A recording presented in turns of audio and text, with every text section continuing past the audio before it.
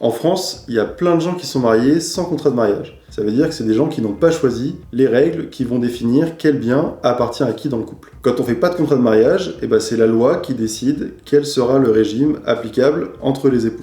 Et ce régime par défaut, on l'appelle le régime de la communauté réduite aux acquêts. En fait, ce qu'on appelle un acquêt, c'est quelque chose qu'on a acquis après le mariage. Donc la communauté réduite aux acquêts, ça veut dire que les époux sont propriétaires ensemble des biens qui sont acquis après le mariage. Ça veut aussi dire que tous les biens dont les époux étaient propriétaires avant le mariage, ça reste leur propriété personnelle. Mais il y a quand même une exception importante à cette règle de « j'acquiers un bien après le mariage, il est dans la communauté », c'est quand on hérite d'un bien ou qu'on le reçoit par donation. Et dans ce cas, le bien dont on a hérité, il reste propre à la personne qui en a hérité, et il ne tombe pas dans la communauté. Une autre précision importante, ça concerne les revenus. En fait, tous les revenus qu'on gagne après le mariage, ils intègrent la communauté, et donc les époux en sont propriétaires ensemble.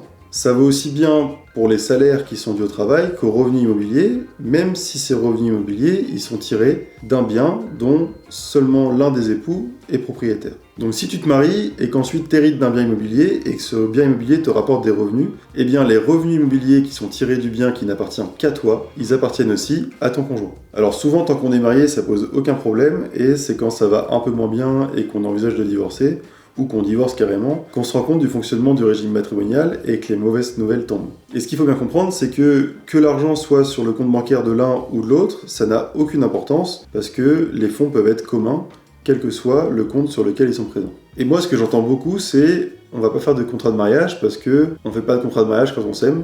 En réalité, quand tu fais pas de contrat de mariage, c'est la loi qui décide du contrat de mariage qui va s'appliquer à ton couple, et c'est même pas toi qui l'as choisi, et tu sais même pas comment il fonctionne. Alors il y a encore beaucoup trop de gens qui ignorent comment fonctionne leur régime matrimonial. Aide-moi à les informer et partage cette vidéo aux personnes qui pourraient être intéressées.